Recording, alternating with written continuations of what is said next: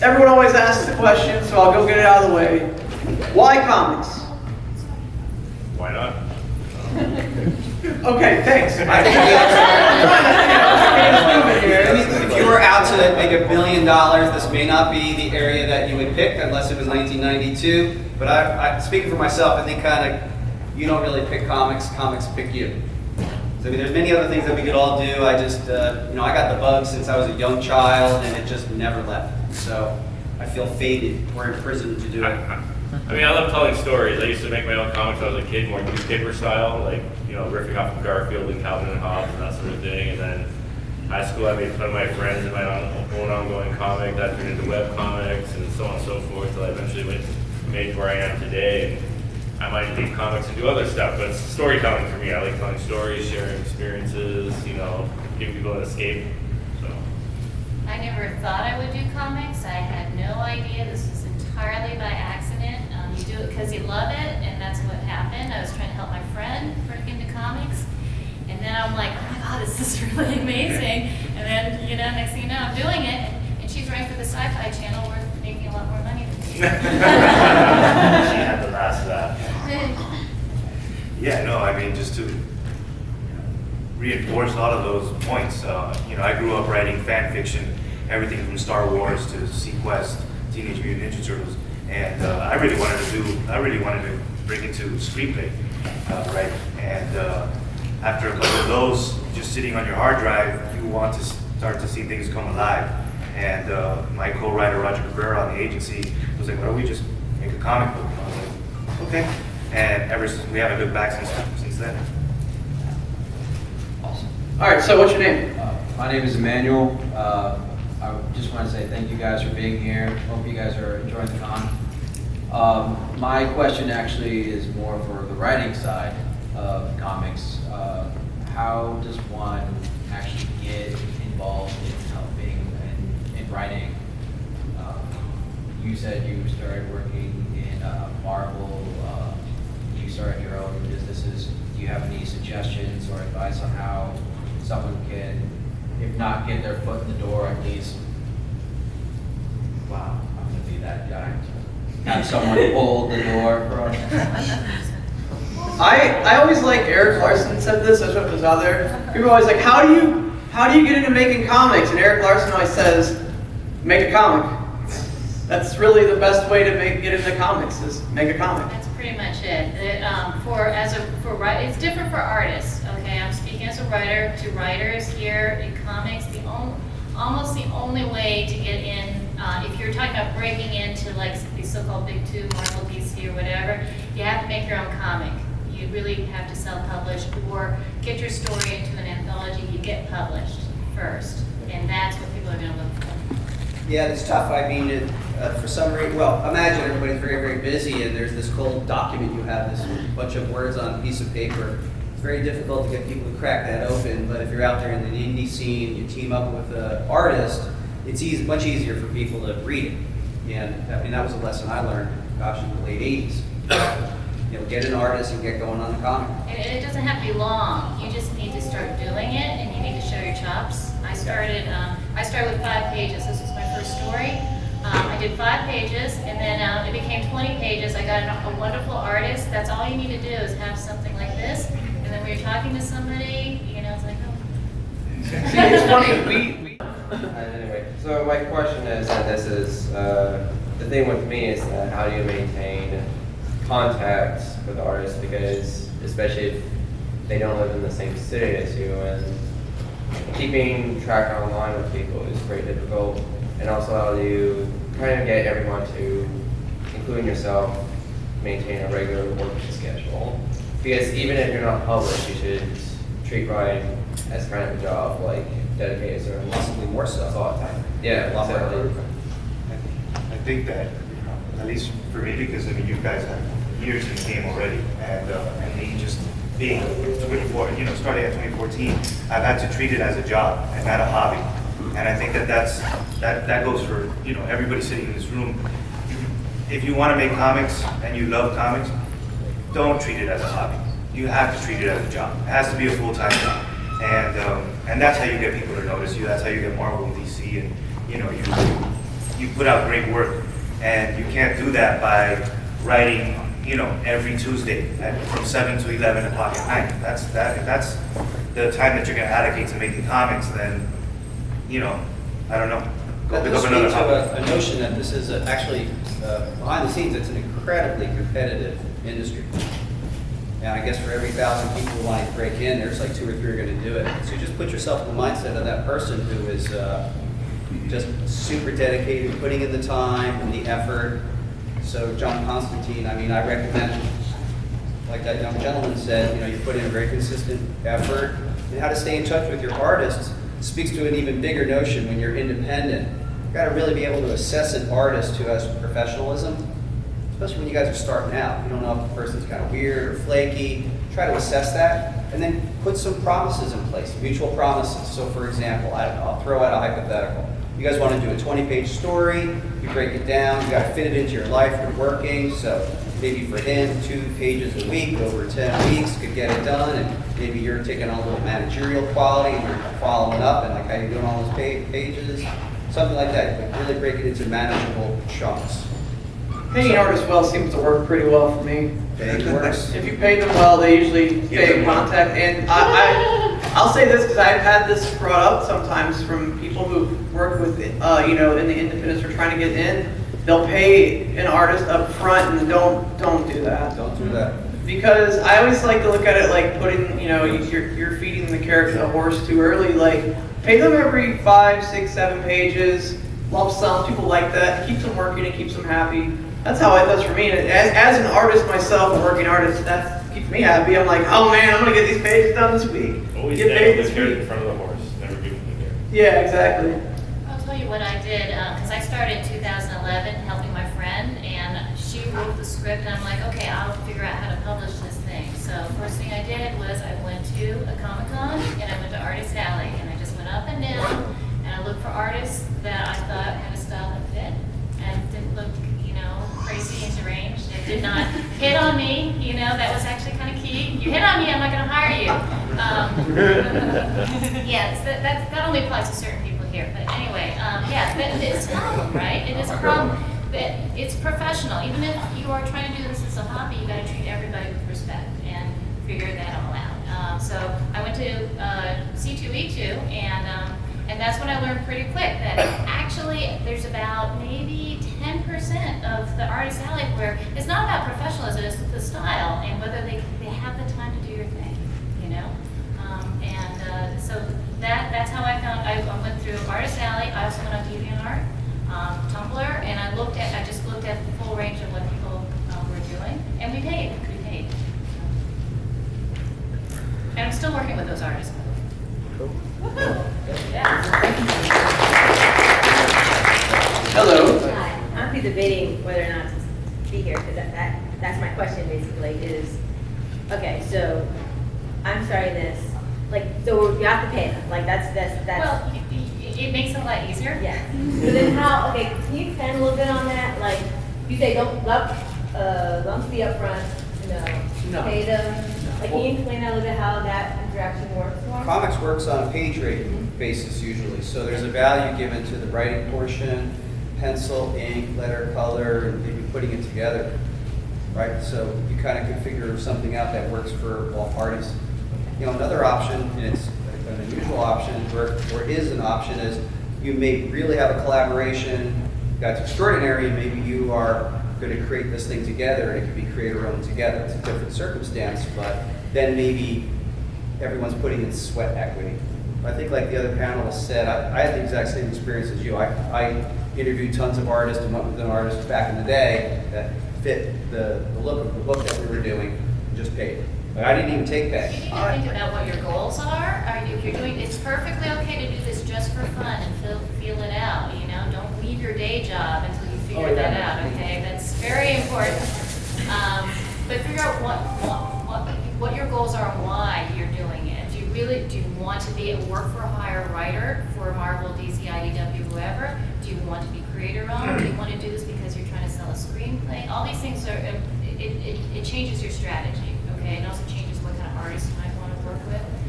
It's perfectly okay. I feel like we're talking about, hey, pay the artist, pay the artist. If you have a best buddy who's an artist and you work it out, it's 50-50 split, that's totally okay, or 30-70, however you want to work it. But the burden falls on the artist. They're spending a lot more time than the writer on doing the art, so you just need to understand that right up front. A lot of artists are not necessarily flaky. You're asking them to give up like a good portion of their time, possibly their entire work schedule, to work on your stuff. And if it's your first book and you're not sure what you're doing, it's a big risk for the artist. So you need to be very clear on that, and why you're doing it, what you plan to do with that property. Okay, thank you. Your t-shirt's fantastic, by the way. Thank you. Does everybody see that? Bang Isaac, with the after thing. First, I want to say thank you for your time. My question is, so for the people who, there are people who want to start writing, for those who have started writing, they have a story done, and there are teams working on submission only a few months out. Is there any advice you give, like before you do sounding submission to the companies who are accepting? Yeah, I mean, the quick one that I would say is you really take a look at each one of the company's submissions policy and adhere to it 100% without fail, and without deviation, because they're really looking for a reason to say no. And then also make sure that you're matching your material up with the nature of that publisher, because sometimes it's appropriate, sometimes it isn't. So you'll be much more canny if your property or what you guys are after matches with what this publisher historically does. That's what I would say. Yeah, I don't know. There's so many things you can do. For me at least, there's so many people who are trying to break in. If you can establish a connection with somebody, not just because they're doing their own books at the same time they're looking at stuff, and if I were them, it's tough. You just become like a huge pile of. They don't have the time to read all that. But if they know you, they know somebody who knows you. Here's what I did, honestly, and it paid off in spades because nobody knows me. I'm putting out these little books. I hire an editor who used to work at Marvel in DC for a couple $100. They made sure my story was good, but their name goes on the front. So when the submission goes in, or I send it to them, and they say, "Oh, I know Nicole, or I know who, Tom. I used to work with that person," they're much more likely to open up and read your book. There's a personal connection there. And also, it means that you're not just of the masses. You have a little bit of professionalism. You were savvy enough to hire someone who used to be in the business. That helped me considerably. Yeah, I think you go out to the cons as well, and meet people. On the Rebirth panel, Jeff Johns was talking about Joshua Williamson and how, he met him numerous times at a con, and that he was the kid who came to the tables with the gleam in his eye, wanting to make a comic book, and now he's sitting, as one of the, I would say probably one of the best writers on Image, and got great books, and now he's, the writer of The Flash.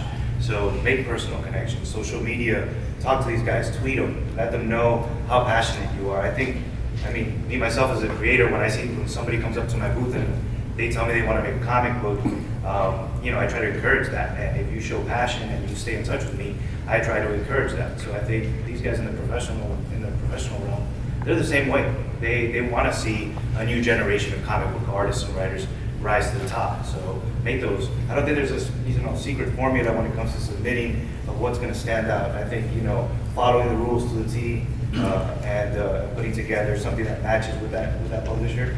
I think those are probably your best options. But I also think just good timing sometimes. Right, good timing. It's luck. A little bit of luck never hurt anybody. But you have to make your luck. You have to be there when that opportunity opens. The other thing is not just about passion, is every time you make a contact with whoever it is, and you show that you've done something since you last saw that person. I met Joe Quesada in 2011.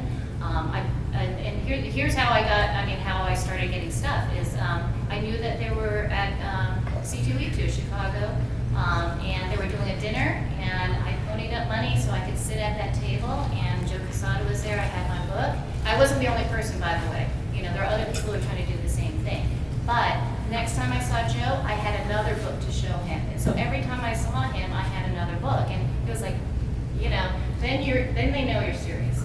Yeah, and I want to say, because I know this is something that comes up a lot, this is not a cheap industry to be in. It's very expensive. And I get a lot of people who are like, oh, well, I don't have the money for it. Well, unfortunately, and I don't mean this to be rude, but maybe you should try writing prose because it's very expensive. It's the printing, especially creator-owned, the printing is expensive. The shipping is expensive.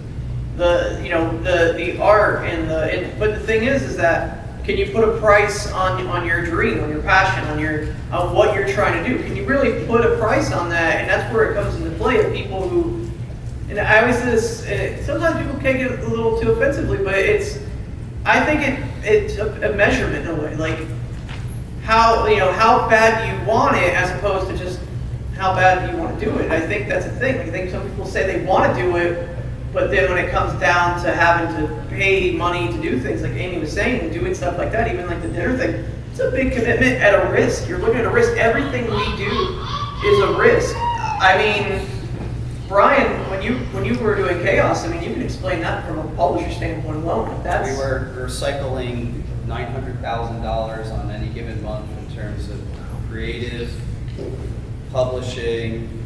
It's just the nature of the beast. Even right now, I mean, I've done a fair amount of Kickstarters, and I would tell you that something approaching $400,000, and a great majority of that money is just matriculated into art. But that's my choice. It's right. What I choose to just express myself with my own stuff as opposed to work for hire. It's just a different focus. But the cost of that is the burden of paying everything is on my own shoulders, which I'm happy to do. I did want to address one thing for you to consider, for all you guys to consider, in terms of content. I'm not going to tell you what your content should be, but it shouldn't be what's out this second. We shouldn't really be following people's footsteps. Like in the wake of the success of something like The Walking Dead, unless you have a really interesting angle on zombies, I don't think any publisher, correct me if I'm wrong, really wants to see that. So they're really looking for unique voices. And although I haven't read your material, I'm just guessing that you're probably providing something that's just not there. So that's what I think people want. And you see the advent of this neo creator-owned explosion through Image and other companies. What's being rewarded is a unique, ethereal, and artistic voice that's providing something to the marketplace that hasn't yet been seen. So that's something to consider, as opposed to, I'm going to do my version of this or my version of that. I also don't want to discourage people from, if you don't have a lot of money, you can do digital comics. Nobody says you have to do digital comics, honestly. It's, in fact, I would discourage you from doing that. And there's Kickstarter, there is crowdfunding, there's Patreon. You can find different ways to fund it. And if you really want to do it, you will do it. As long as you've got a little bit of software, you can throw your own stuff. I mean, I don't know if anyone has ordered a stick. I mean, you can do stick people. It's okay because if the storytelling is good, people will read it. And I know some artists are like, oh my God, but that's the way it works. And sometimes the story is the story, and you got little stick people, and it works. So you're like dinosaur comics and just copy and paste the same art. It's the writing that, The other thing, don't go to Kinko's and pay for color copies. That's going to be expensive. Yeah. And borrow the copy there. Just don't tell anybody this is how you do it. I'm Franco, and I have a question about webcomics. I want to get involved in making webcomics, but I don't want to go through any bigger things. So how do you suggest that I start? Like, I can make the pictures, but how do you suggest I get them out there, get a user fan base? I mean, there's such a built-in, like when I was doing webcomics, I used things like Comic Press, but now you can use Tumblr and just readjust some of the coding, which is very easy to do. Or you can even hire someone to do it to make a comic interface. But at the end of the day, as long as you're putting up a page and then following it by the next page, whether people are scrolling through it or hitting a button to get to it, it's like, as long as they can get to it in a very easy way, it's not that hard to. There's to also put out. there's also a lot of comic hosting sites now. Yeah, there's a lot of comic posting sites. Yeah, there's a place we host a webcomic. I do a webcomic for Faunus and Friends called it's called comicfury.com is the name of the website. We host it on there, and it's free. Just throw it up there, and you can manipulate the entire page like however you want. If you know a little HTML, you're good. I suggest anyone who wants to get into webcomics, I have a book up there, I brought a couple books for reference. It's called The Webcomics Handbook by Brad Geiger, and it's brilliant. I think it helps people who want to make comics, and in general, he has so many good tips in there, and he breaks down everything. He breaks down building your site for making webcomics. I mean, it's just such a good handbook, and I suggest anyone get it. You can get it on Amazon, you can get it, wherever. Kindle, and it's just a really good book, and it's a very good informational tool. So maybe that's, maybe start there and just do a lot of research. That's the thing we all do. I think we all research nonstop when it comes to what we do anyway. Educate yourself, and there's always Facebook too. I know plenty of comic strip guys right now that are strictly using Facebook, and they build their audience through that. So I think in that same thing too is the webcomic model will work well for you in that way that if you're the artist and you can produce your own stuff, you can start a webcomic, you build yourself a buffer, and you start going. You go a year of a weekly comic, you're already at the size of being able to do a collected edition in 1 year on Kickstarter. That hopefully in that time you have spent some time promoting on social media. Maybe your friends have told some friends, and you have people who are going to throw it on the Kickstarter. But furthermore, once your Kickstarter is running, you'll draw in new people who may start reading your webcomic. So it's a good way to kind of move that marketing dial a little bit too, so you can kind of flip them on top of each other. So the beauty of that, you're also reaching a global audience within seconds every time you post a page. I did 2 webcomics over the years, and my numbers grew from I started out maybe 5,000 people a month were reading. By the time I finished, 200,000 people a month were reading. And then people were flying me out to Europe and Poland and China, different places just to promote and do art for my webcomic. I didn't even have a physical published book yet at that point. It just because my audience had grown so large on the web, What was your platform? Yeah. Pardon? Sorry, what was your platform for that? What social media did you use? Well, you mean how, what do you mean by platform, the website? like promoting. I use that old school model of create it and it will come. if I you never really- actually promote. This was before Twitter. This was before Instagram. This was before Facebook. And so it was just basically I put it out there, and it was, I liked it. I enjoyed it. I laughed. It was like a comedic one. I laughed when I wrote it, and I figured if it made me laugh, it would make at least a dozen other people laugh, and then they would then spread the word, and so on. And people just began to share. Next thing I know, my numbers would just increase a little bit by little every week, and then suddenly there'd be jumps, and you platform for a while, then you do a little bit more, and then jump again. And it's not an easy road, it takes a while. But, within a year, my numbers had gone up to 60,000 or 80,000, you know what I mean? But I was putting out a page a week, fully colored, fully, all the art, everything, and then I moved up to 2 pages a week. The more pages you put up a week, the more traffic built up as well. People want to come and read every day, and so on and so forth. So it's really about putting yourself out there and giving people access to it. And then you can eventually publish it into a book, take that to a publisher, because that shows dedication as well. I got lots of work from clients calling me up saying, yeah, we love your webcomic. Could you do that for our children's line? And do your artwork. Or I did just the oddest jobs came my way because people saw me creating work and putting it out there and liked what I was creating. And then we also got offered a few options too. So it'd be $5,000, $10,000, because they wanted an option for a cartoon. Maybe nothing happened, but there was still money in my pocket to help me fund my career kind of thing. So yeah, it's just creating and just putting your work out there for people to enjoy and spread the word. What's that website that you posted on? Well, I just created my own. I bought the URL. So I bought, my first one was butternut squash. My second one was kukuguri. One was a vegetable, one's a made-up name. But I bought the URL for $10 for the year. I posted it on a site for $5 a month, and then I went from there. It's not expensive. And think about that statement that you made too. This was before Twitter, Instagram, Facebook, and he's going from 5,000 to 200,000. Now, especially nowadays, we live in a world where right now I can turn on my phone and hit a button, and I've got, we've got 1,000, 2,000 people watching this from all over the world. Yeah. So just, you have a window to the world. Go out there and use every free, asset that you have: Facebook, Tumblr, Twitter, Instagram. Yeah. That builds your audience. Well, it's funny. Brian and I had a conversation yesterday. We were talking about marketing. I have a history of marketing, and I always laugh. A lot of people in the comic industry that I'm friends with, they'll come to me and they'll go, "Help me with my marketing." And I'm like, it's really, and I don't mean this to sound like I'm dismissive, but it's not as hard or complicated. There's not a science to it, really. It's just first of all, the greatest marketing you can have is word of mouth.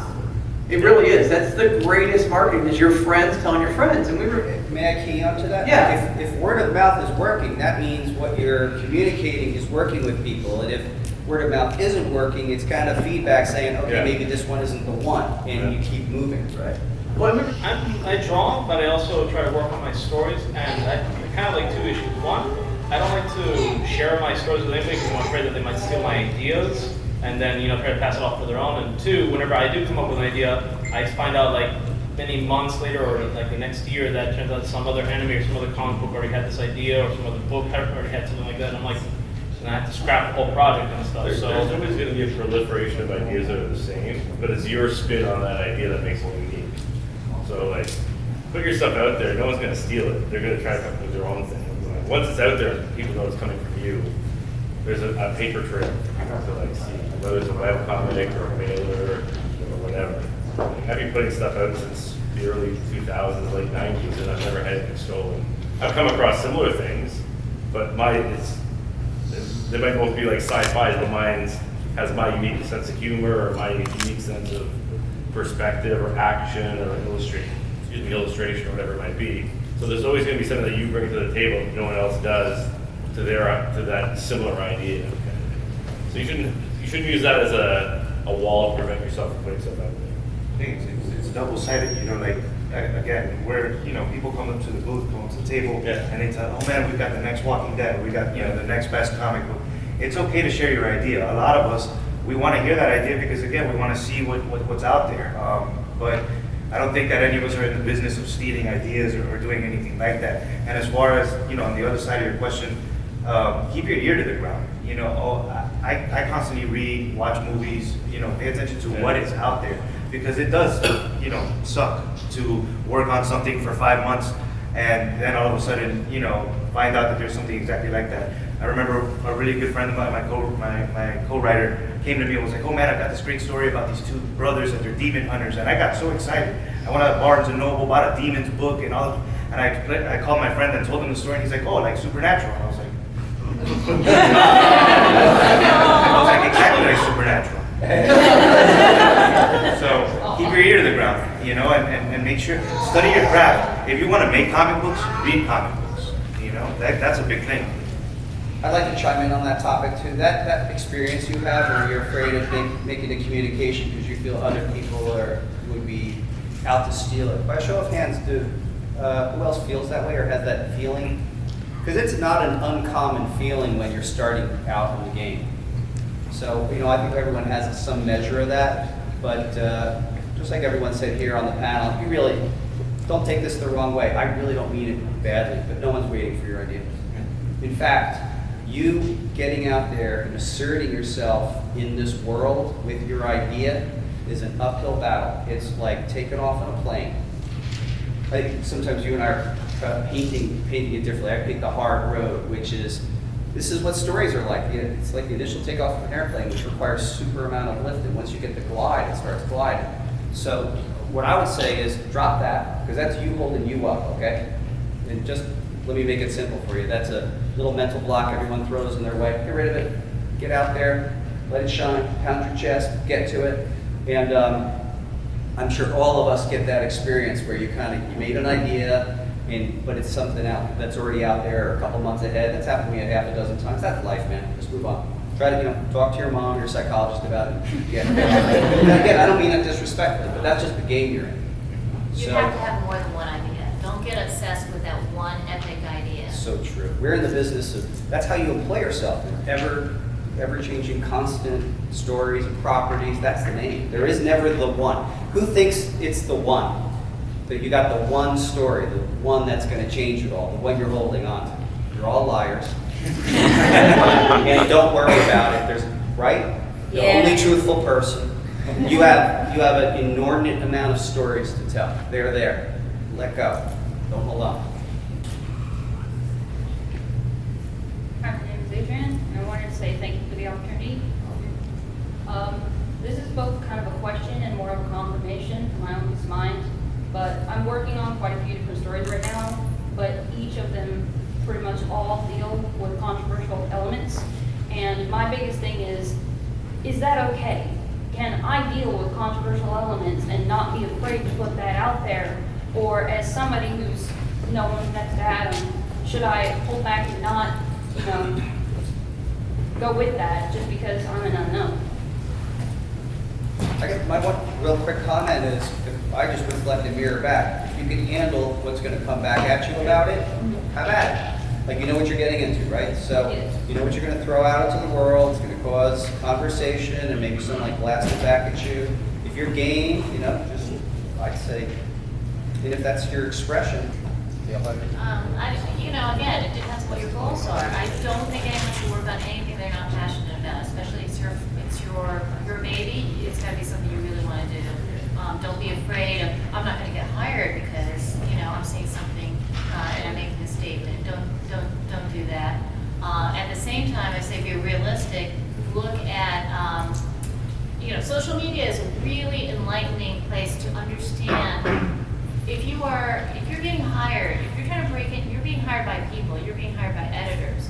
And you can quickly find out what these editors like, what their preferences are, what their genre preferences are, what their political preferences are. All you have to do is go on Twitter and you'll see what their feed is. And if they're ranting about something and you're writing about that particular topic, don't necessarily expect that they're going to hire you because you're taking the opposite position. So just be realistic that way. In more of a way, it's like the stories that I write, I am very passionate about them, and I know that there will be more likely backlash. But for me, it's more about like, there are topics that I'm passionate about, not so much that, look at me, I can be controversial, so hire me. It's more like, I really think we need to look at these from a different light, so why not put a different spin on it and show it in a different media? Because even comics, I look at as an art form, an untapped one. If they're a professional, they're looking for your storytelling ability, not what, about that particular issue or whatnot. I mean, there's plenty of, again, everyone's got different opinions, different, across that spectrum of whatever. They hire whoever's best for the job and for that story. Hi, I'm Grace, and in the future I wish to become an editor for a comic. Now, I don't know really where to begin. I started writing and I've contacted other Marvel and DC editors and stuff, try to get like tips and tricks. And I was wondering if you have anything to share. Actually, there's an editor in the room, is back there, David Soroy, back there. David, you want to answer her question? I'm okay with that. No, You don't want to? No? You don't want to. I guess also depends. You want to work full-time as an editor? Is that the idea? And they have internships, right? Yes. Is that something you've applied for or interested in? I'm not in college yet, but I'm working on it. Oh, okay. That's one way to do it. Get to understand also what the editors do, and you got to get good at that. If you have issues with spelling, that's a non-starter, for example. Anytime if you're proofreading, that's super important. Being super organized. And there's so much self-publishing going on. You basically can say, hey, so and so, I'll help you edit your book. This is how you develop skills and a resume. And Heather Antos, who now works at Marvel, is a good example of that. She did a Kickstarter, she edited an anthology, that got her the job at Marvel as an assistant editor. And those are the things you do. You just got to start showing that you can actually do the job. Okay, thank you. Of course. Very nice. welcome back, Spider-Man 21. I actually have two quick questions. One, okay. One, how do you actually get involved with helping an anthology?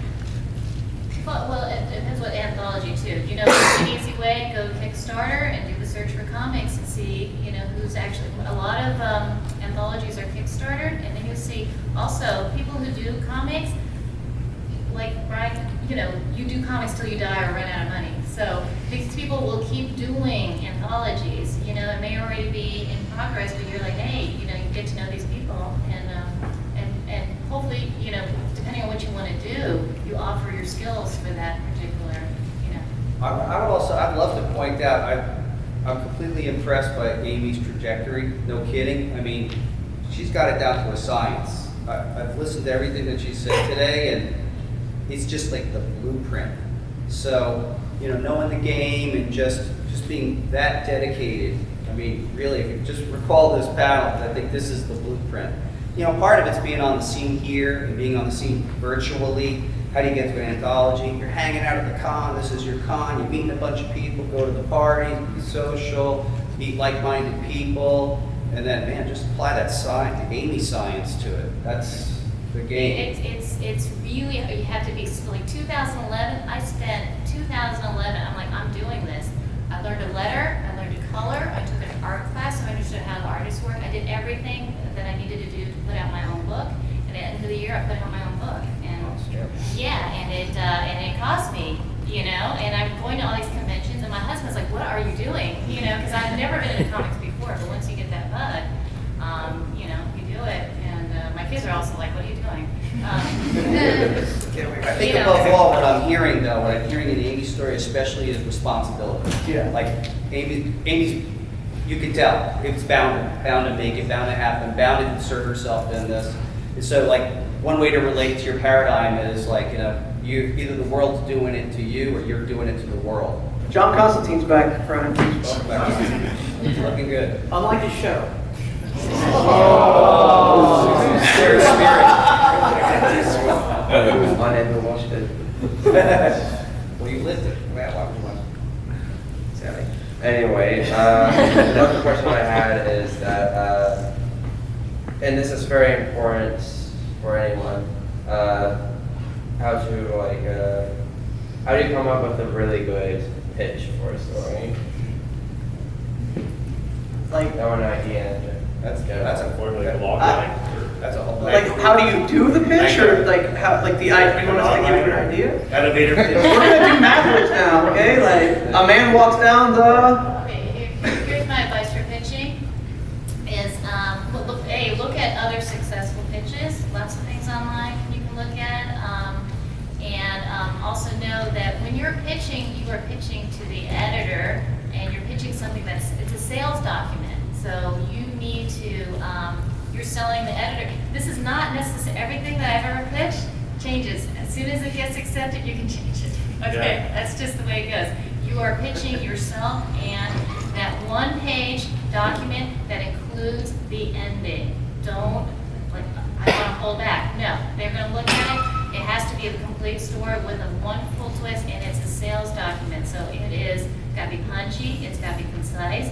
It's got to be fun to read because they're reading hundreds of pitches. If they're even reading them, that's, And also, don't be caught. You can be creative with pitching. Honestly, I pitched on Twitter, and it's worked.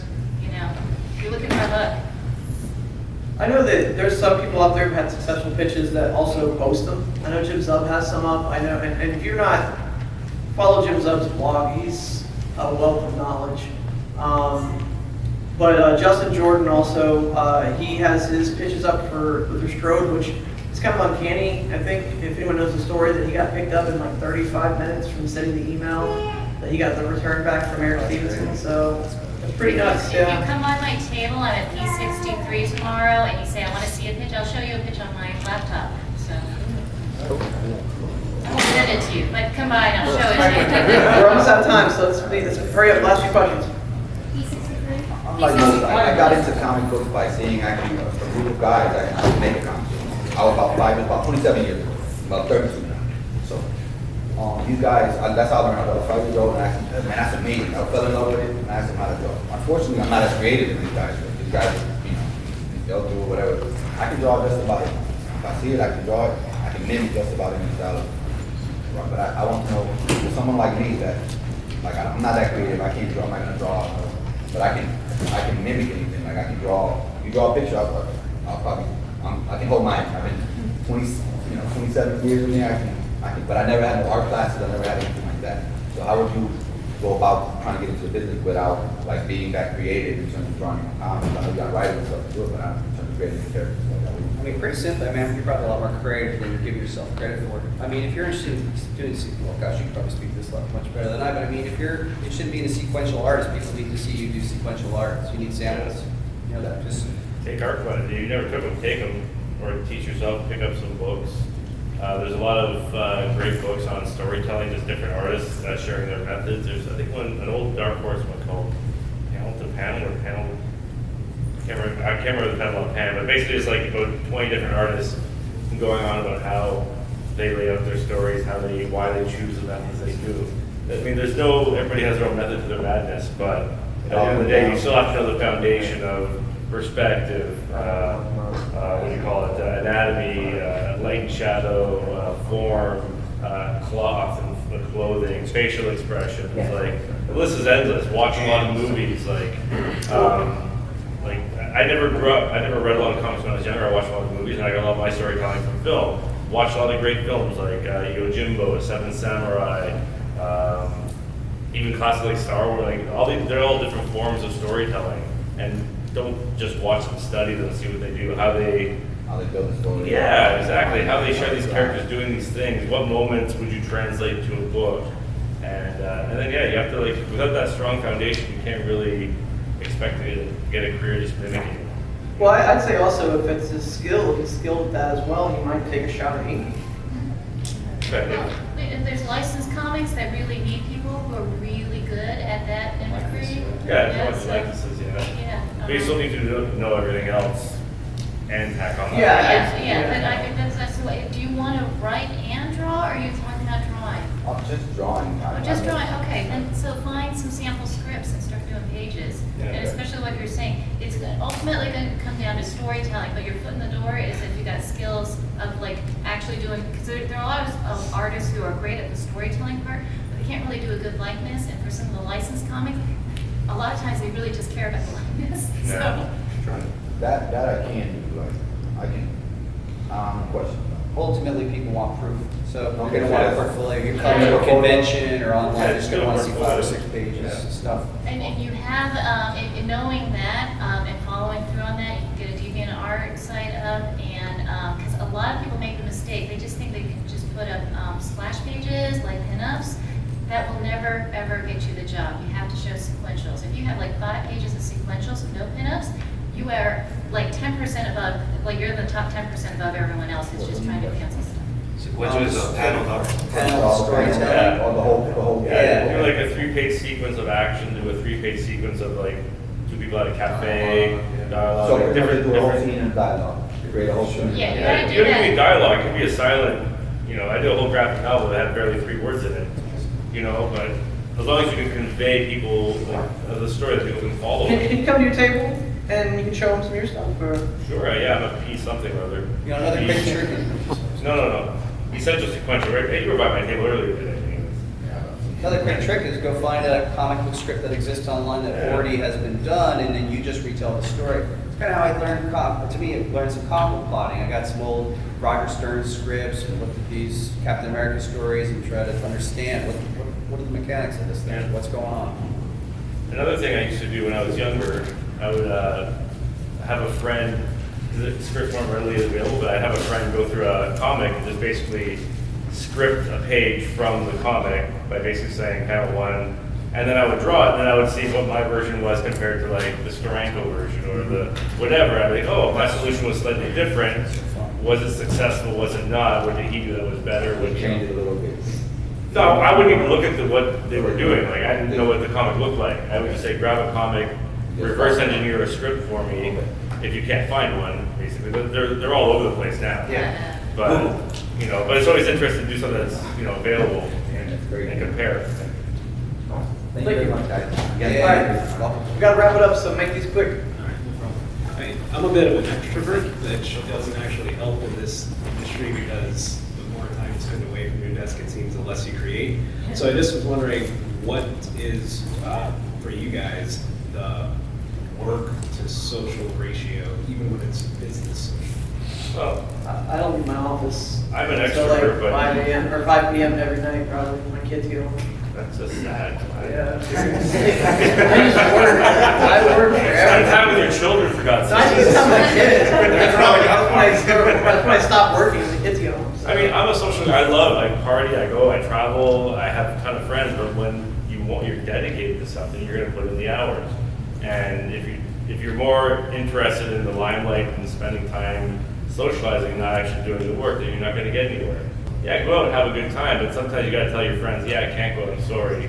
I got to write the script, or I got to draw this page, or whatever it might be. And then you could hang out the following week or something like that. You know what I mean? It's like you just gotta put in the hours. Yeah, I don't think it's an either or in terms of being extra. What it is that you gotta choose comics. Like all my non-comics friends, I don't talk to them anymore. I don't play games anymore. I don't read prose anymore. Everything I read is comic books, and that's the choice you make. Because I'm kind of a fake extrovert. I can do the extrovert thing, but I prefer an introverted life. The extrovert skills work really well when you're trying to break in because you need to be able to talk. If you can't talk to people, Being social is a wonderful thing in this industry. it is. It's a good thing, you know, but just don't be overly social. Look at this. If you don't have anything to show after you just chatted up somebody and say, hey, you know, I really want to be a writer or an artist or whatever, you need to have something. Yes, like Amy said earlier, like, you know, you don't want to go out and meet somebody that has influence or somebody who's in the industry and tell them all about your great idea, and then 6 months later run into them and they're like, hey, what about that great idea? And you're like, oh, well, I still have it, but you know, I'm going out and I'm talking to people. So, and like I touched upon earlier, make yourself, you know, give yourself a schedule. Treat it like a job. You know, if you don't have a boss, like, you know, I used to have my ex-wife, God bless her, she used to ride my ass, you know, and she'd be like, did you write? You know, and I go to sit down and watch Arrow or something, and she'd be like, did you write? And that's what gave me the ability to set myself a schedule and say, this is what I want to do full time. And you know, talking to people and being social, it's part of the game. I mean, if you get here, you're going to end up having to do stuff like this. You're at a booth, people are going to come talk to you, so you got to do it. But you know, at the same time, you got to give yourself the time to work so that you can be able to do things like this. I'd like to offer a real quick perspective too, and I don't know if this touches on what you're saying, but I think the reward itself is the work. Sitting down and doing the work is the reward. And the allocates and the social is fantastic, but I gotta tell you, if you can't face the work, none of that other stuff will get you anywhere. Because at the end of the day, you gotta face the page. I don't mean to be sobering about it, but you know, you gotta be comfortable with that. With that, we're done. Sobering thought. And Brian ended it there. So that's it. We're done. Thank you guys, Brian.